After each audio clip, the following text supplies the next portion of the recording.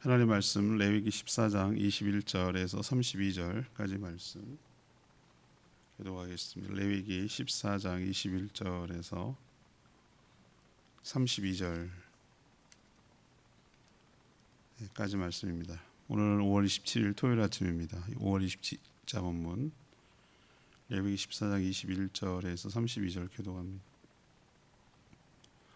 만일 그가 가난하여 그의 힘이 미치지 못하면 그는 흔들어 자기를 속죄할 속건제를 위하여 어린 순양 한 마리와 소제를 위하여 고운 가루 10분의 1 에바에 기름 섞은 것과 기름 한 록을 취하고 그의 힘이 미치는 대로 산비둘기 둘이나 집비둘기 새끼 둘을 가져다가 하나는 속죄 제물로 하나는 번제물로 잡아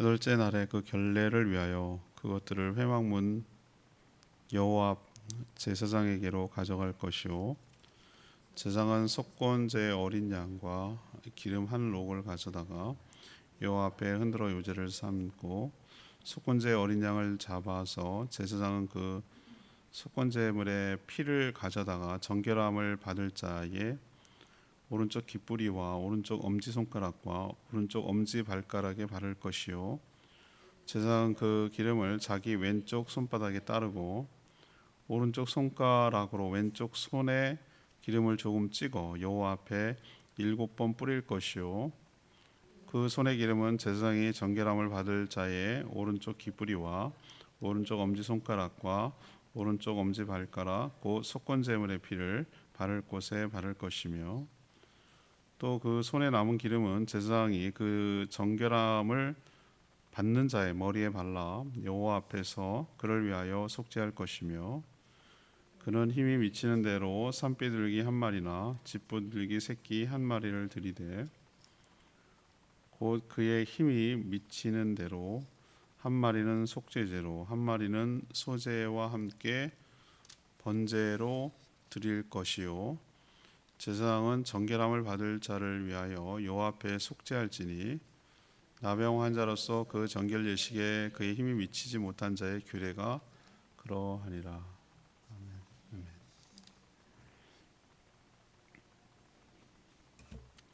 어제에 이어서 나병 환자가 병이 나와서 복귀하는데 그 절차를 계속 설명하고 있습니다.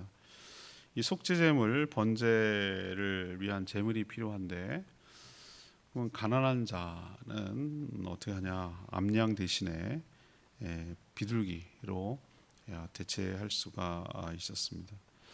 하지만 절차는 어제 앞에서 묵상한 대로 언급한 대로 그 과정을 그대로 똑같이 있는 자나 없는 자나 똑같은 과정을 거쳐서 정결하게 되었습니다. 암양 대신에 비둘기를 드렸다고 해서 효력이 상실되는 건 아니고 약화되는 것도 아니고 가난한 자나 있는 자나 똑같이 효력이 적용되는 것을 볼 수 있습니다.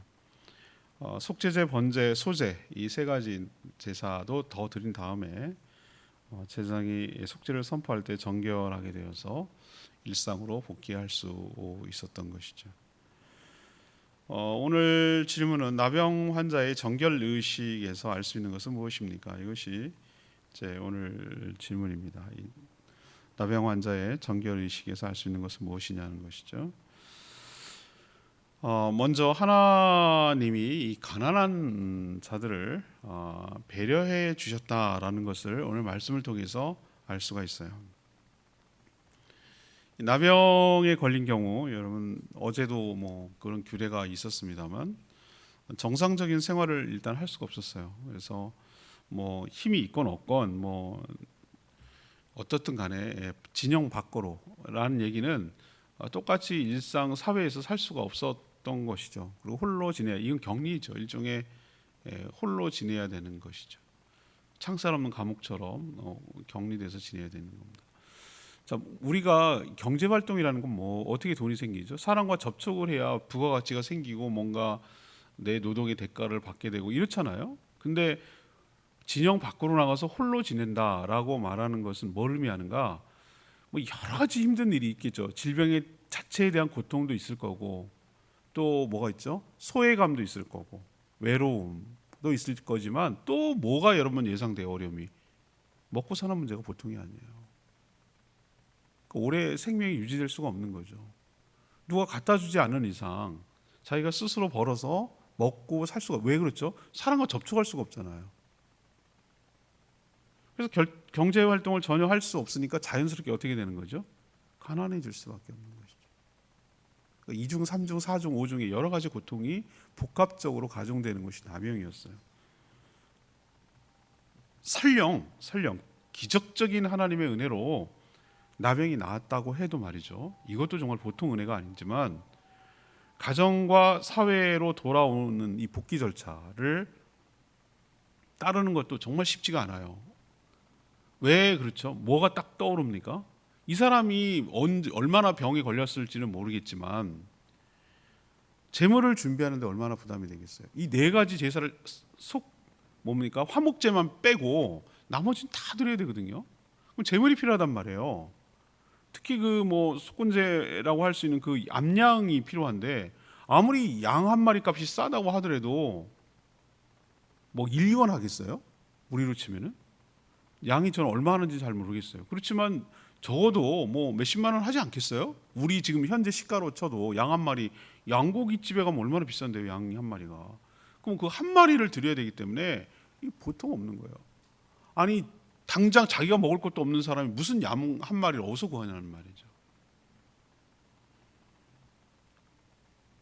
근데 그거 말고도 속죄제, 번제, 소제 뭐 이런 드리는데 여러 가지 것들이 다 따라오는데 순양 2마리, 암양 1마리. 오늘 14장 10절에 보십시오. 어제 묵상한 내용이지만 14장 10절에 보면은 순양 2마리와 암양 1마리를 준비하라 이런 표현이 나오거든요.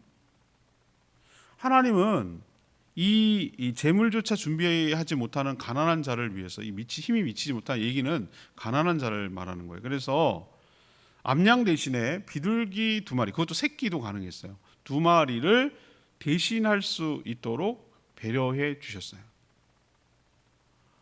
뭐 가난한 사람이 자기 먹고도 비둘기는 어떻게 보면 제가 말씀드렸잖아요. 그걸 내가 풀었다고.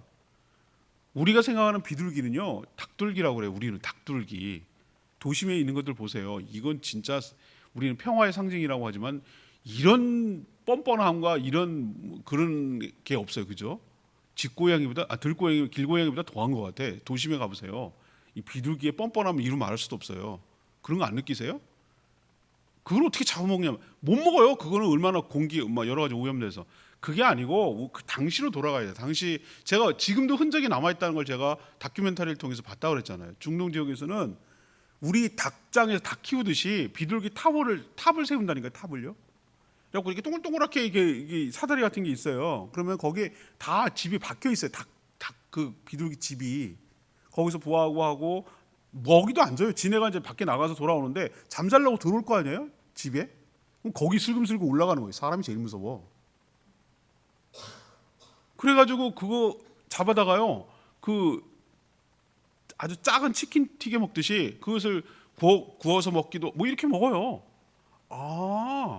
이 사람들은 이런 식으로 해서 했구나. 그러니까 돈이 많이 안 들어도, 그죠? 비둘기는 그래도 물론 돈이 들게 하겠지만 비교적 쉽게 구할 수가 있는 거예요. 우리가 생각하는 것처럼 막 어디 가서 사냥을 하냐, 뭘 어떻게, 이게 아니라 가장 그러니까 하나님께서 구할 수 있도록 집비둘기란 표현 느낌 아시겠어요? 집비둘기가 왜 집비둘기일까? 그걸 생각하셔야 돼요. 자, 그걸 대체했어요. 그러면 훨씬 부담이 확 줄어들겠죠. 양 대신에 비둘기 2마리는. 자, 여기서 제가 참 느끼는데, 제가 지난번에도 한번 이런 얘기를 한 적이 있는데, 하나님은 각 사람의 형편 그리고 처지를 고려하지 않고 무조건 해, 막 기계적으로 의무만을 강요하는 분이 아니에요. 이런 표현이 적절한지 모르겠지만 뭐 매주일 주일 헌금을 할 때 얼마를 기본으로 해, 뭐 이렇게 얘기해 버리면 정말 하나님 힘들 거예요, 우리 성도들. 그죠? 그렇지 않아요. 각 사람의 형편대로 어려운 사람도 배려해 주세요. 이런 절차와 과정을 통해서 다시 일상적인 생활이 가능해지도록 길을 열어주시는 자체가 하나님의 은혜이며 배려인 것이죠.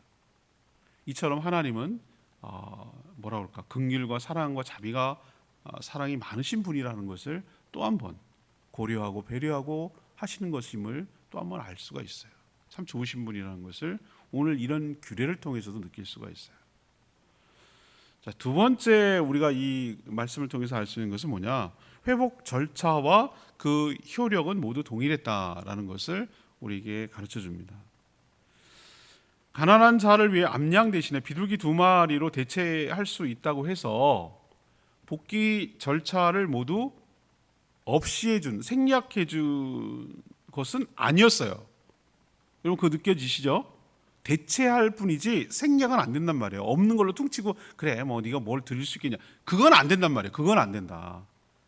가난한 자가 재물이 암양에서 비둘기로는 대체돼도 그 자체 제사 자체를 안 하고는 못 들어온다 이거예요. 이걸 우리에게 가르쳐. 반드시 거쳐야 할 과정은 모두 다 가난하건 있는 자건 거쳐야 돼요. 똑같이 거쳐야 돼요. 그 절차와 과정을 거쳐야 되는 것이죠. 속건제를 위해 어린 순양과 기름은 준비해서 드려야 됐어요.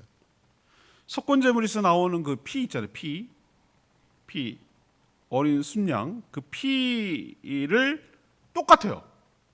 있는 자들이 드렸던 거와 똑같아요. 오른쪽이 전부 다 오른쪽이라고 그랬어요. 오른쪽 귓불이, 오른손 엄지손가락, 그 다음에 오른발 엄지발가락, 요 세 부위에 피를 발라야 되고요. 피를 다 바른 다음에 또 뭐 어떻게 바릅니까? 한 룩이 300ml 정도 된다고 그랬어요. 여기다 이렇게 오목하게 따른 다음에 이것을 찍어서 7번 뿌리고, 그 다음에 또 피를 바른 자리에 그대로 다 똑같이 그 위에다가 발랐어요. 그게 부자나 가난한 자나 똑같았어요.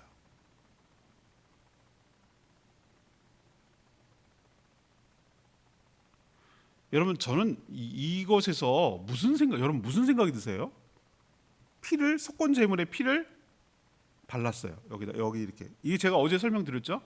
여기 부위가 뭐라고요? 사람의 위, 중간, 아래를 상징하는 걸 수도 있고, 사람이 듣는 거, 이 머리 부분, 손 부분 일하잖아. 이걸로 다 하잖아. 발로 걸어 다니잖아. 이 부위가 예수 그리스도의 보혈로 어떻게 돼? 깨끗하게 됐다라는 것을 선언하는 거라고 말씀드렸죠.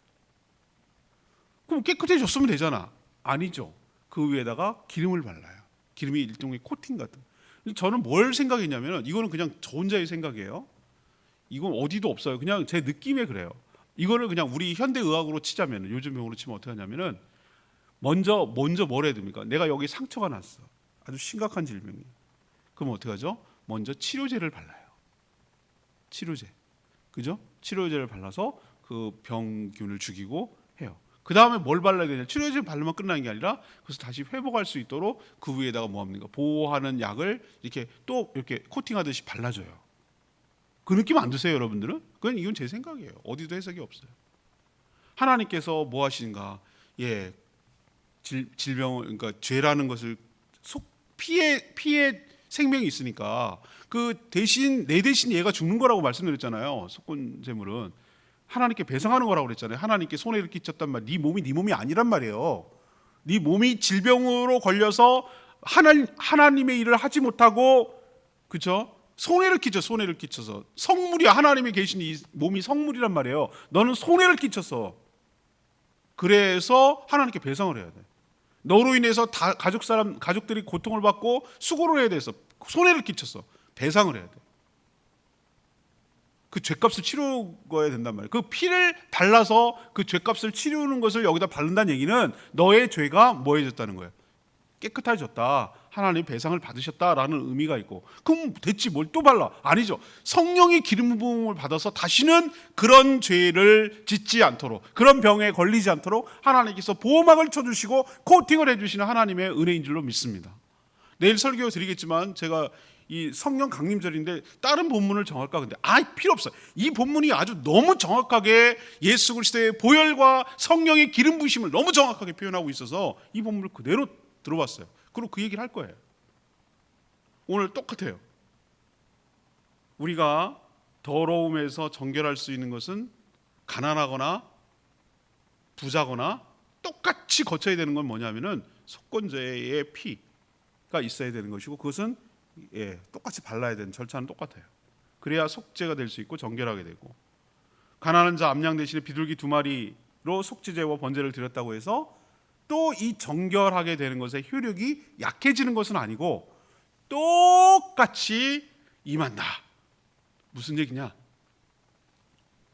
그리고 예수 그리스도의 보혈의 효력, 성령의 기름 부으심은 사람 차별하지 않고, 내가 적게 드렸다고, 내가 가난하다고, 배운 자라고 있는 자라고 차별하지 않고, 내가 남자라고 여자라고 차별하지 않고, 내가 뭐 흑인종이든지 무슨 종이든 인종 차별하지 않고, 사람 가리지 않고 똑같이 효력이 임한다라는 것이 우리에게 얼마나 큰 은혜가 되는지 모르겠습니다. 여러분도 동일하게 예수 그리스도의 보혈, 성령의 기름 부으심의 효력이 동일하게 미친다는 거 기억하시기를 바랍니다. 세 번째는 뭐냐? 속죄함으로 정결해져야 회복이 완성된다라는 것을 우리에게 가르쳐주고 있어요.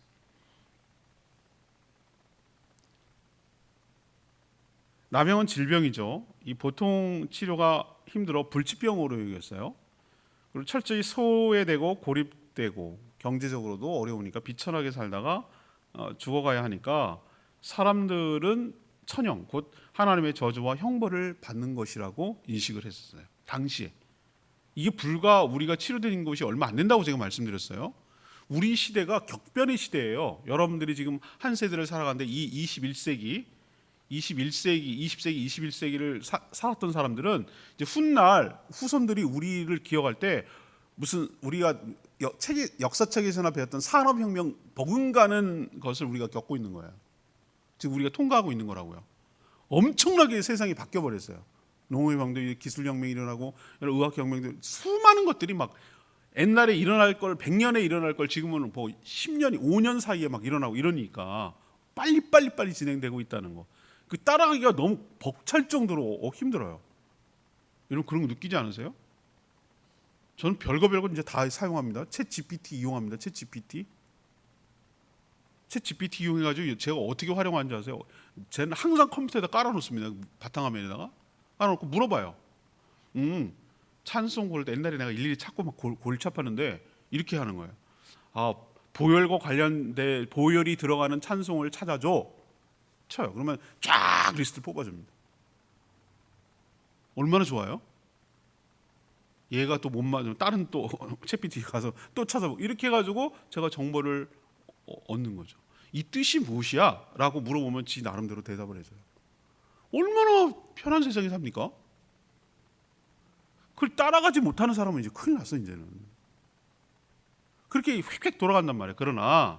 그러나 말이죠, 원리는 옛날이나 지금이나 똑같아요.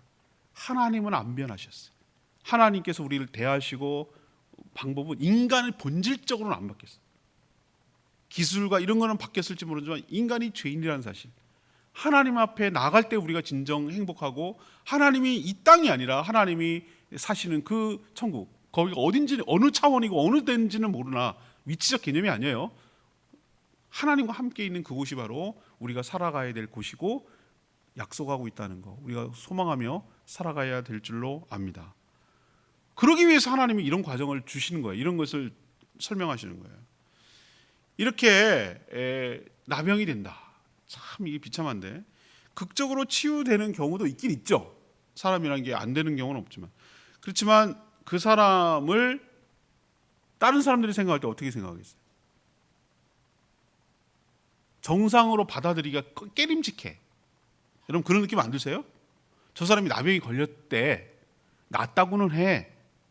근데 혹시 막 이렇게 생각이 들지 않겠어요? 그렇잖아요. 여러분 사람 심리라는 게 찜찜하잖아요. 코로나 걸렸대, 낫대. 그런데도 왠지 찜찜하잖아요. 사람이. 그런 거랑 비슷한 거예요. 그래서 꺼렸을 거라고 난 봐요. 좀 꺼리고 멀리하고 그랬을 거예요. 그래서 제가 생각할 때 왜 이렇게 복잡하고 어려운 과정을 거쳤을까요? 놔뒀을까요? 생각할 때 저는 이런 마음도 들더라고. 왜 이렇게 병으로 고생한 사람을 또 고생시켜? 이런 생각이 들다가 하나님께서 이 사람 확실히 나았어 라는 것을 이런 식으로 보장을 해주는구나, 이런 식으로 보증이라고 그럴까? 낫다라는 걸 확실하게 해줘서 이 사람이 일상적이고 사회에 복귀할 수 있도록 오히려 도와주는구나, 이런 생각이 드는 거예요. 갑자기 오늘 말씀 묵상하다가 저 별 생각 다 하죠, 그죠? 이런 생각 저런 생각 해보는 거예요. 예. 근데 저는 이게 우리를 괴롭게 하는 것이 아니라 우리를 돕고 있는 하나님의 은혜라고 들어봤어요. 저는 과정과 절차가 복잡해 보여요. 그런데 제가 말씀드리잖아요. 다 하나하나 의미 없는 것을 하나님께서 그냥 심심해서 괴롭게 하려고 일을 하라고 하겠어요? 저 그렇게 생각 안 합니다. 다 이유와 목적이 있는 거예요. 근데 저는 오늘 내일도 뭐 계속 얘기하겠지만 핵심은 뭐예요? 핵심은 피 그리고 기름, 이 두 가지예요. 이 소재로 사용하는 게 보혈로 정결하게 되고 성령의 기름 부심이 있어야 된다는 것을 우리에게 그 옛날 그 광야에 있었던 이스라엘 백성들, 지금으로부터 갭이 몇 년이야? 거의 뭐 4,000년, 3,000년 이상이 넘어 간 그 갭이 있음에도 불구하고 그 원리가 똑같이 우리에게 적용되는 거예요.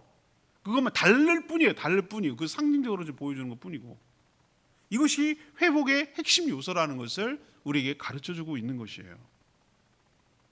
그럼 한 번만 하면 되지. 왜 속건제, 석제제, 번제, 소제 이걸 다 드리라고 하셨을까? 없는 사람한테. 그럼 가난한 자를 위해서 비둘기까지 고려하신 분이 없는 사람한테 왜 이렇게 다 요구하시냐? 이렇게 생각이 되는 게, 이게 뭘까요? 제사를 받으실 때, 제사를 온전히 다 드릴 때, 예배가 회복될 때, 그때야 비로소 뭐가 되는 거예요? 이 사람이 온전히 회복됐다는 것을 보여주는 것이에요. 다시 말해서 제사라는 것은 하나님과의 관계를 말하는 거예요. 하나님과의 관계가 뭐 하는 거예요? 회복이 될 때 비로소 뭐 하는 겁니까? 그 사람이 신앙이 영혼이 회복됐다는 걸 보여줘요. 예수 믿다가 세상에 낭망해가지고 세상에 돌아다니고 막 살다가 그 하나님의 은혜를 깨닫고 하나님의 그 탕자처럼 돌아와서 무엇부터 회복합니까? 하나님께 돌아왔다는 걸 어떻게 알 수 있습니까? 예배 자리에 오는 거예요. 예배 자리. 하나님께 예배자로 서는 거예요. 맞죠? 예배 드릴 때 빈손으로 옵니까? 하나님 은혜가 너무 감사하고 고마워서 하나님께 예물을 드릴 때 이게 원리가 똑같잖아요. 하나님 앞에 제사를 다 드리고 그렇게 할 때 하나님이 그 제사를 받으시는 것으로 관계가 회복되고, 그래야 진짜 회복되는 거란 말이에요. 몸만 회복되는 게 아니라 하나님과의 관계가 회복돼야 진짜 회복되는 거라고요. 그걸 보여주는 거예요. 이게 괜히 이렇게 하는 게 아니란 말이에요. 정결하게 하시는 분, 그리고 정결하다고 인정하시는 분이 누구라고요? 하나님이에요. 하나님. 우리도 이 모든 과정을 거치고 속죄해야 정결하게 되고 예배가 회복되어서 하나님과의 관계가 회복되어 진정한 회복이라는 것 꼭 기억하시기를 바랍니다. 레마의 말씀 11절 말씀. 제사장은 정결함을 받을 자를 위하여 여호와 앞에서 속죄할지니. 모든 병이 죄에 대한 형벌이냐? 아니에요. 그렇게 말하면 안 돼요. 너무 조심스럽게 말해야 돼요. 하지만 모든 병은 죄 때문에 인간에게 온 것은 맞아요. 인간이 타락하고 죄를 짓기 전에는 질병이라는 게 없었어요. 근데 이 질병이라는 게 뭐냐? 정상에서 비정상이 돼버린 거거든요. 하나님의 온전한 은혜와 축복 가운데는 강건했어요. 그러나 노화가 일어나고 질병이 찾아오고 여러 가지 인간 관계가 깨지고, 이런 모든 것들은 결국 근원적으로 따지면 자기 멋대로 자기 마음대로 살려고 하는 인간의 죄 때문에 온 것이죠. 죄는 하나님과의 관계를 단절시켜서 무엇부터 죽게 만드냐면 영, 혼, 그리고 육, 이 순서대로 죽게 만들어요. 아담이 영이 깨져서 하나님과의 단절됐어요. 쫓겨났어요. 그 자녀가 가인이 어떻게 됩니까? 망가졌어요. 혼이 망가졌다는 건 뭐냐면 시기, 질투, 살인, 미움, 벌써 혼이 망가졌어요. 그리고 끝내 아담도 죽고 다 죽었어요. 육이 죽었어요. 세 가지, 영, 혼, 육, 이 순서대로 죽어요. 그러면 회복되는 것도, 이것이 회복되는 것도 나사를 풀 때 쪼이는 것과 똑같아요. 제일 먼저 무엇이 살아나야 되냐면 내 영이 살아나야 될 줄 믿습니다. 내 영이 산다는 것은 성령으로 거듭나요. 그리고 내 생각을 지켜주시는 성령 때문에 내 혼이 살아나요. 그리고 마지막 주님이 재림하시는 그날 몸이 다시 살아나요. 영, 혼, 육, 이 순서대로, 죽은 순서대로 다시 모든 것이 회복될 줄로 믿습니다. 병은 생명에서 이탈된 현상이고 죄가 들어와 생겨난 일이에요. 궁극적으로 그렇다는 얘기예요. 나병 환자의 복귀 과정에서 피와 기름을 바르며 하나님 앞에서 속죄하라고 하신 이유가 바로 그것 때문이에요. 죄를 속죄할 때 우리의 질병에서 정결해지고 회복될 수 있을 줄 믿습니다. 오늘 이 말씀을 통하여 우리가 온전히 회복된 삶을 살아가게 되기를 간절히 축복합니다. 561장 찬양지 부르고 기도하겠습니다. 찬양지 561장입니다.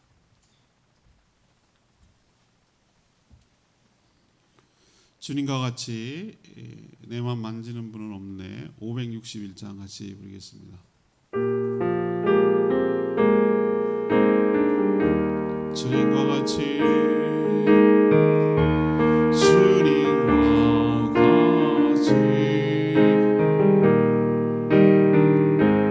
내 마음 만지는 분은 없네. 오랜 세월 찾아 난 알았네.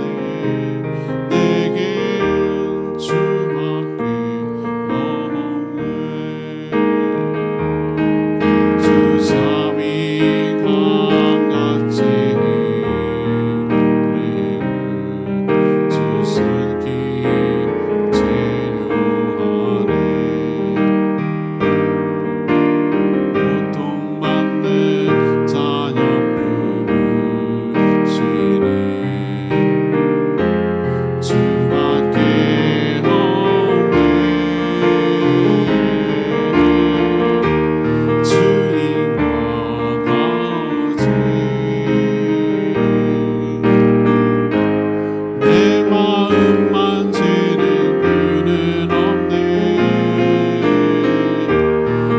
오랜 세월 찾아 난 알았네. 내게 주밖에 없네. 전 오늘 이 나병 환자의 정결 규례를 쭉 보면서 이거는 힘들게 하려는 것이 아니구나. 하나님께서 온전하게 깨끗하게 치유하시고 회복시키려는 것이구나.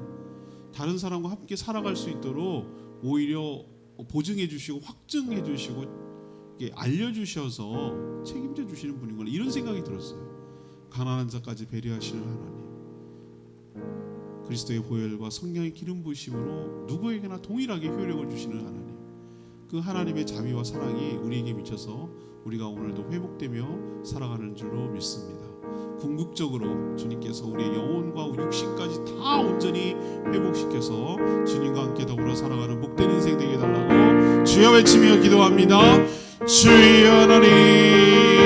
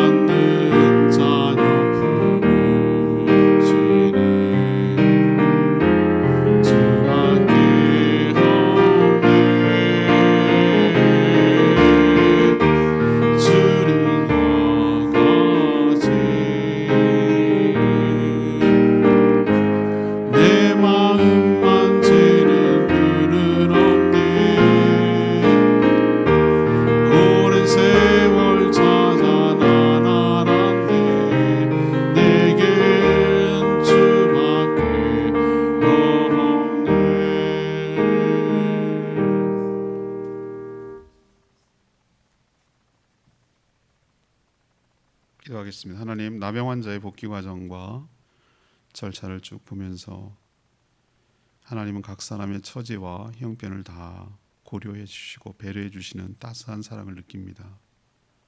그렇지만 절차 자체를 생략할 수 없음을 잘 깨닫습니다. 결국 희생제물의 피와 기름이 모든 질병에서 회복되고 정결하게 되는데 핵심 요소임을 깨닫습니다. 저희에게도 예수 그리스도의 보혈로 덮어주시고 그 위에 성령의 기름 부으심으로 충만하게 하여 우리를 회복시켜 주시니 감사합니다. 그래서 죄로 인해 생기는 여러 질병에서 낫고 치유받고 회복되게 하시고 강건해지도록 은혜를 부어 주시기를 원합니다. 영혼 육이 죽었듯이 우리의 영과 육과 우리 혼과 육이 부활하여 질병에서 자유로운 육신이 되어 하나님과 더불어 살 날이 오게 될 줄로 믿습니다. 그때까지 믿음으로 기다리며 주님 주시는 사명 잘 감당하며 살게 하여 주시옵소서.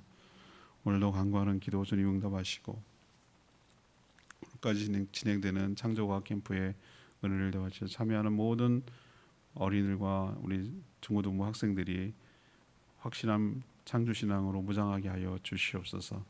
또 내일 주일이지만 또 동시에 성령 강림 주일입니다. 성령을 사모하며 치유를 사모하며 기도로 준비하며 모든 성도들이 기쁜 마음으로 하나님 앞에 나와 하나님을 경배하며 예배할 수 있도록 은총을 더하여 주시옵소서. 성령의 놀라운 역사가 일어나길 사모하고 기다립니다.